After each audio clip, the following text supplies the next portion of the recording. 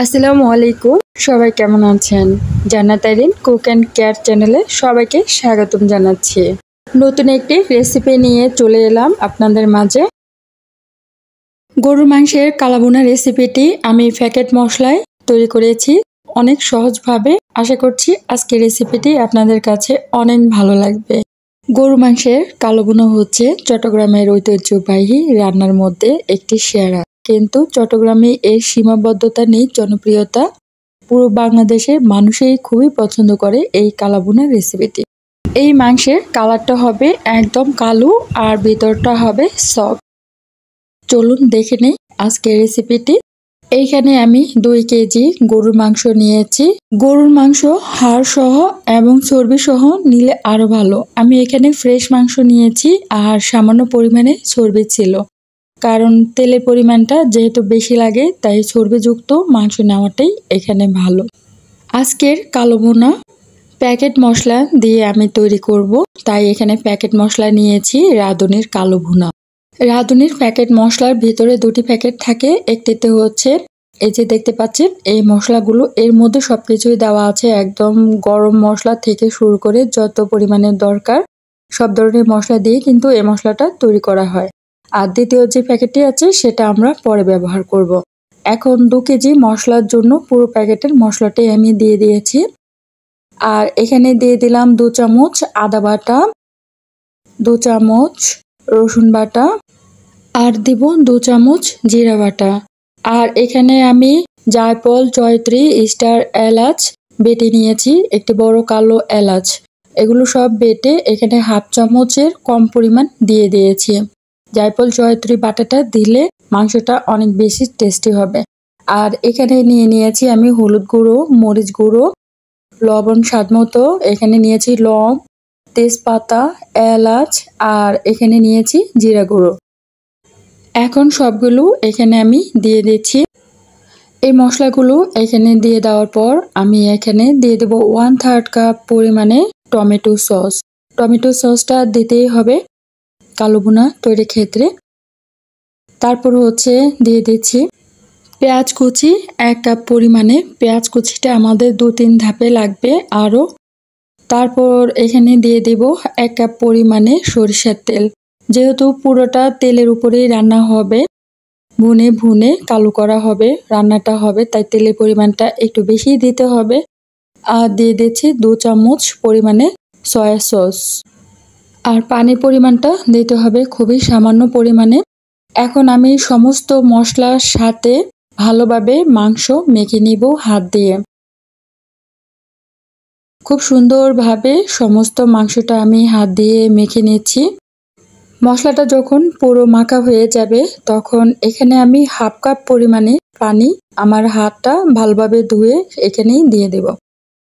তারপর আর পানি দেব না, এভাবেই বসিয়ে দেব চুলার উপর। আর পরে আমাদের যদি পানির প্রয়োজন হয় তাহলে আমরা পানি দেব। যেহেতু এটা ফ্রেশ মাংস ছিল তাই এখানে পানির পরিমাণটা খুবই কম লাগবে, অল্পতেই মাংসটা সিদ্ধ হয়ে যাবে। এখন আমি চুলায় বসিয়ে দিলাম মাংস এবং একটু নেড়ে চেড়ে নিচ্ছি একটা কাঠি দিয়ে। তারপর হচ্ছে ঢাকনা দিয়ে আমি ঢেকে রেখে দিব 10 মিনিটের মতো। এখন আমি ঢাকনা দিয়ে ঢেকে রেখে দিচ্ছি। 10 মিনিট পর ফিরে আসছি। 10 মিনিট পর ভালোভাবে যখন ফুটে উঠবে তখন আমরা নেড়ে চেড়ে দেব। আর পুরো রান্নাটা কষিয়ে নেড়ে চেড়ে দিতে হবে। আর গরু মাংস যখন একটুখানি রান্না করা হয় তখন মাংস থেকে প্রচুর পরিমাণে পানি উঠে যায়। আর এই পানিতেই কিন্তু মাংসটা অনেকটাই সিদ্ধ হয়ে যায়, 80% মতো। দেখতেই পাচ্ছেন 10 মিনিট পর মাংসের কালারটা সম্পূর্ণভাবে চেঞ্জ হয়ে গিয়েছে। আমি এর মধ্যে একবার উল্টে পাল্টিয়ে দিয়েছিলাম। দেখতেই পাচ্ছেন পুরো তেলটা মনে হচ্ছে উপরে উঠে আসতেছে আস্তে আস্তে। এখন আমি ঘন ঘন বারবার নেড়ে চেড়ে দিব যতক্ষণ পর্যন্ত না ঝোলের পানিটা শুকিয়ে যায়।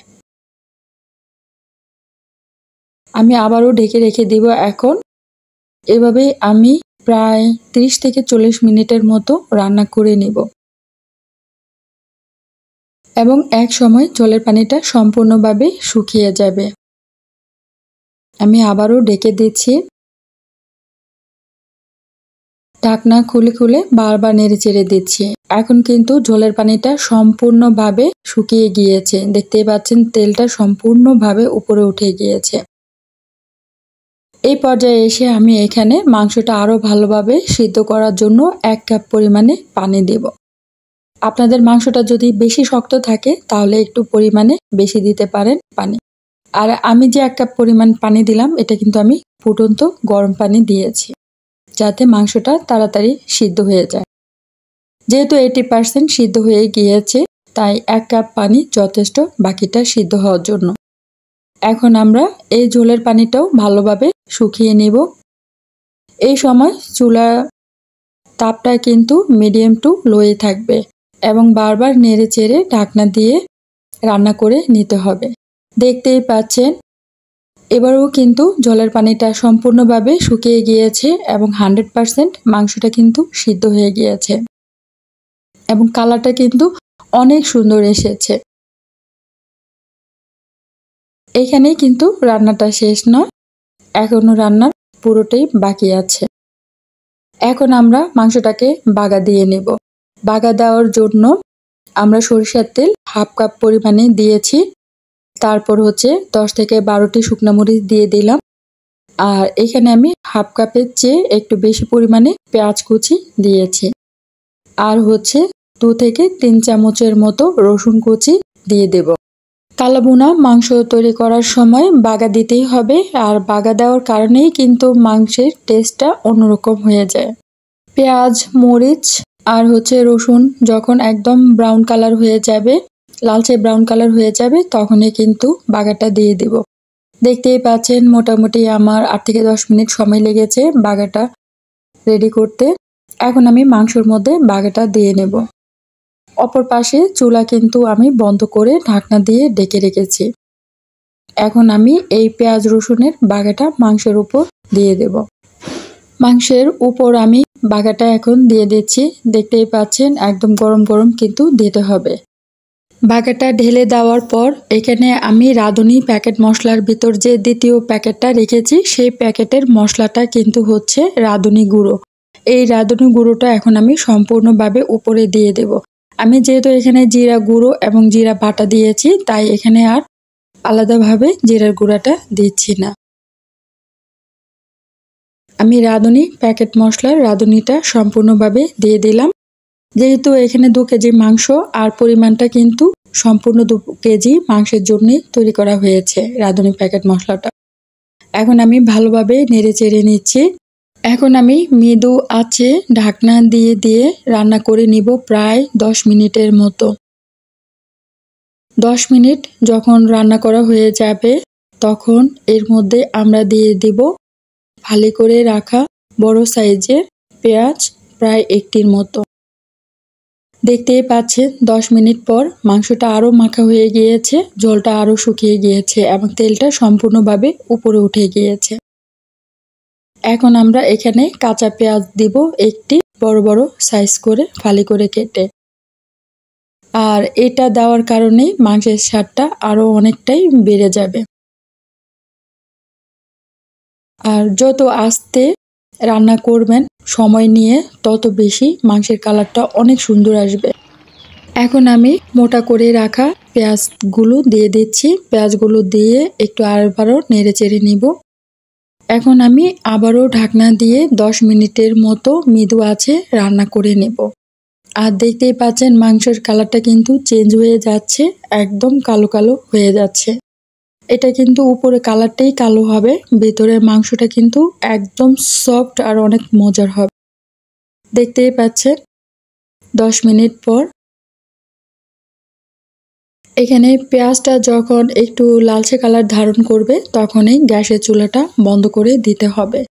আর আমাদের পারফেক্ট কালো ভুনাটা তৈরি হয়ে যাবে। এটা যখন রেখে দিবেন চুলা বন্ধ করে তখন দেখবেন আরো কালো হয়ে গিয়েছে। কালো ভুনার এই রান্নাটা কিন্তু অনেক ধৈর্য সহকারে রান্না করতে হবে। আমার এখানে প্রায় 2.5 থেকে 3 ঘন্টা সময় লেগেছে এই রান্নাটা কমপ্লিট করতে। আর এই সময় কিন্তু চুলার আগুন একদমই বাড়ানো যাবে না, ধৈর্য সহকারে আস্তে আস্তে রান্নাটা করে ফেলতে হবে। তারপরেই দেখবেন কালারটা সম্পূর্ণভাবে চেঞ্জ হয়ে গিয়েছে। আমার রান্নাটা সম্পূর্ণভাবে হয়ে গিয়েছে। এখন আমি পরিবেশন করে নেব। কালো ভুনাটা অনেক মজার হয়। আপনারাও এভাবে বাসায় একবার হলেও ট্রাই করবেন। আর রেডিমেড রাঁধুনি মশলা দিয়ে তৈরি করলে আপনাদের সময়টাও অনেকটাই বেঁচে যাবে আর খুব সহজেই তৈরি করে নিতে পারবেন। এই তো আমি পরিবেশন করে নিচ্ছি।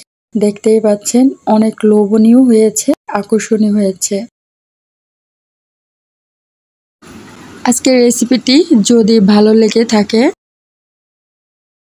তাহলে আমার চ্যানেল অবশ্যই লাইক, কমেন্ট, শেয়ার করবেন আর সাবস্ক্রাইব করে আমার পাশে থাকবেন।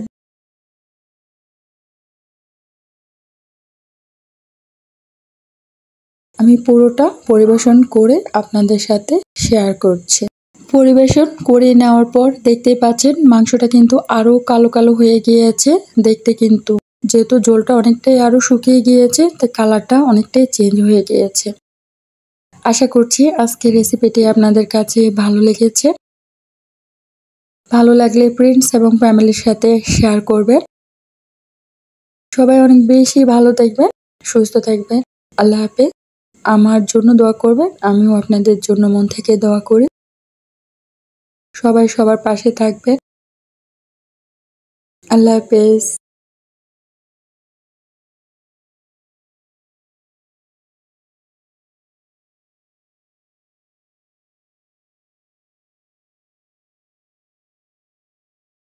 আসসালামু আলাইকুম। জান্নাত আইরিন কুক অ্যান্ড কেয়ার চ্যানেলে সবাইকে স্বাগতম জানাচ্ছি। আজকের রেসিপিতে থাকছে মজাদার কলিজা ভুনা। খুব সহজভাবে আজকের রেসিপিটি তৈরি করে দেখাবো। আশা করব কলিজা রেসিপিটি সবার কাছে ভালো লাগবে। কিভাবে পারফেক্টভাবে মজাদার কলিজা ভুনা করা যায় তাই দেখাবো। চলুন দেখে নেই কলিজা ভুনার রেসিপিটি। আমি এখানে 1000 গ্রাম মানে 1 কেজি কলিজা নিয়েছি। কলিজাগুলোকে কেটে তারপর ধুয়ে পরিষ্কার করে নিয়েছি। এখন কলিজাগুলোকে ভালোভাবে সিদ্ধ করে নিতে হবে। কলিজার মধ্যে অনেক রক্ত এবং ময়লা থাকে, তাই সিদ্ধ করে নিতেই হবে। বেশি পরিমাণ পানি দিয়ে কলিজাটাকে 10 থেকে 15 মিনিটের জন্য সিদ্ধ করে নিতে হবে। 10 মিনিট সিদ্ধ করার পরেই দেখবেন কলিজাটা অনেকটাই সিদ্ধ হয়ে গিয়েছে। কলিজা সিদ্ধ করার সময় দেখতেই পাচ্ছেন কলিজার মধ্যে যে পানিটা ছিল, সিদ্ধ করার পর পানিটা সম্পূর্ণভাবে ময়লা হয়ে গিয়েছে এবং ভালোভাবে ছেঁকে পরিষ্কার করে ধুয়ে নেব কলিজা। তারপর আমি ছোট ছোট টুকরো করে নিয়েছি, তাই আর ফ্রিজ দিব না। আপনারা যদি চান এই কলিজাটাকে ছোট ছোট টুকরো করে নিতে পারেন। কলিজাগুলোকে ভালোভাবে ছেঁকে নিয়েছি আর কলিজার সাথে কিছু গুঁতোও ছিল, সেগুলোও কিন্তু আমি নিয়েছি। পরিষ্কার করে ধুয়ে নিয়েছি। এবার চুলায় চলে যাব রান্নার জন্য। চুলার মধ্যে প্রথমে একটি ফ্যান বসিয়ে দিলাম, দিয়ে 1 কাপ পরিমাণে তেল দিয়ে দিলাম। এখানে যেহেতু 1 কেজি মাংস আছে তাই 1 কাপ পরিমাণ তেল দিয়েছি। তেলের পরিমাণটা কলিজার ক্ষেত্রে একটু বেশিই লাগবে। লং, দারচিনি, এলাচ, তারপর হচ্ছে তেজপাতা আর 1 কাপ পরিমাণে পেঁয়াজ কুচি দিয়েছি। সবকিছু ভালো করে লালচে ব্রাউন কালার করে ভেজে নিব। যখন লালচে ব্রাউন কালারটা চলে আসবে বেরেস্তার মতো, তখনই এর মধ্যে অন্যান্য মশলার উপাদানগুলো ব্যবহার করব। এখানে আমি 1.5 চামচের মতো করে রসুন বাটা, 1.5 চামচ আদা বাটা দিয়েছি, 1.5 চামচ জিরা বাটা দিয়েছি। তারপর ভালোভাবে সবকিছু মিশিয়ে নেব। আমি এখানে 1 চামচ করে দিয়েছি, পরে আরও 1/2 চামচ করে মশলাটা দিয়েছিলাম। তারপর ভালোভাবে মশলার সাথে নেড়ে চেড়ে নেব, ভালোভাবে কষিয়ে নেব মশলাটা।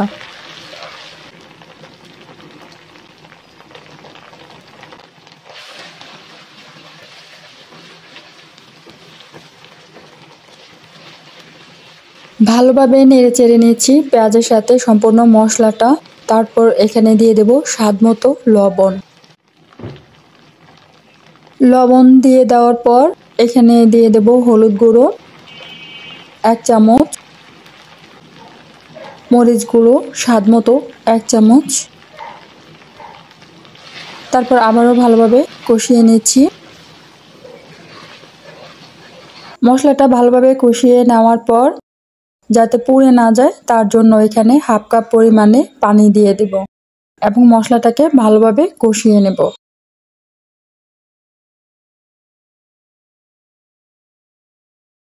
আবারও ভালোভাবে নেড়েচেড়ে দিচ্ছি এবং 2 মিনিট অপেক্ষা করছি মশলাটা ভালোভাবে ফুটে ওঠা পর্যন্ত।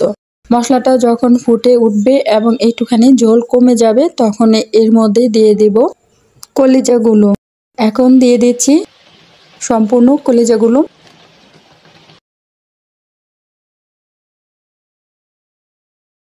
তারপর ভালোভাবে মশলার সাথে নেড়েচেড়ে মিশিয়ে নিব। তারপর 10 থেকে 15 মিনিটের মতো কষিয়ে নেব ভালোভাবে মশলার সাথে।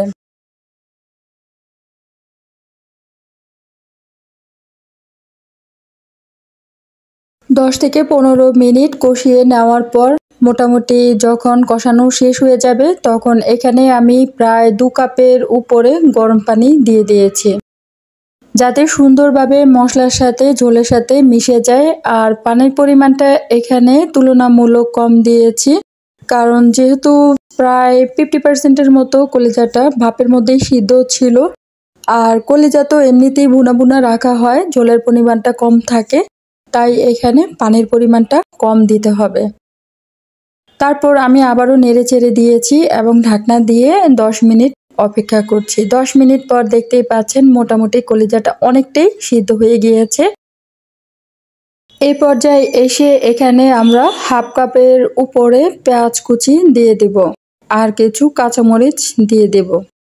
কলিজা রান্নাটা যখন সম্পূর্ণভাবে হয়ে যাবে তখনই কিন্তু কাঁচা পেঁয়াজটা দিতে হবে। কাঁচা পেঁয়াজের পর দিয়ে দেব হচ্ছে এখানে কিছু ফালি করে রাখা কাঁচামরিচ। কাঁচামরিচটা আপনাদের ঝালের উপর নির্ভর করবেন, আপনারা কতটা ঝাল পছন্দ করেন।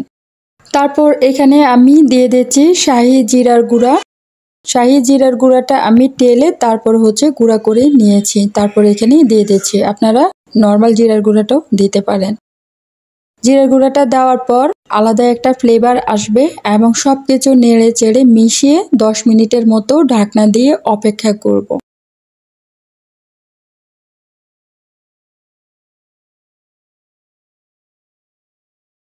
নাড়াচাড়া হয়ে গেল, এখন আমি ঢাকনা দিয়ে দিব 10 মিনিটের জন্য। এই সময় চুলার আগুনটা মিডিয়াম টু লো থাকবে, বাড়ানো যাবে না, যেহেতু রান্নাটা অলরেডি কমপ্লিট হয়ে গিয়েছে। 10 মিনিট পর ভালোভাবে নেড়ে চেড়ে দিয়েছি এবং দেখতেই পাচ্ছেন কলিজা রান্নাটা সম্পূর্ণভাবে হয়ে গিয়েছে এবং ঝোলটাও অনেকটাই মাখা মাখা হয়ে গিয়েছে। আর রান্নার তেলটাও উপরে উঠে গিয়েছে, তার মানে হচ্ছে রান্নাটা সম্পূর্ণভাবে কমপ্লিট হয়ে গিয়েছে। আমি 1 থেকে 2 মিনিট আরেকটু নাড়াচাড়া করে তারপরে হচ্ছে চুলাটা বন্ধ করে দেব।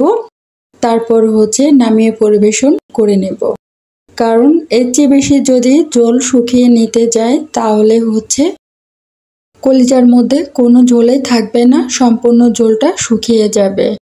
এখন আমি 1 থেকে 2 মিনিট এভাবেই রেখে তারপর চুলাটা বন্ধ করে দিচ্ছি। আজকের রেসিপিটা যদি কোনোভাবে আপনাদের ভালো লেগে থাকে তাহলে সাবস্ক্রাইব করে এবং বেল বাটন বাজিয়ে আমার পাশে থাকবেন এবং লাইক কমেন্ট শেয়ার করবেন ফ্রেন্ডস এবং ফ্যামিলির সাথে। আশা করছি সবাই অনেক বেশি ভালো থাকবেন। এই তো দেখতেই পাচ্ছেন আমার সম্পূর্ণ রান্নাটা শেষ হয়ে গিয়েছে, এখন আমি পরিবেশন করে নেব।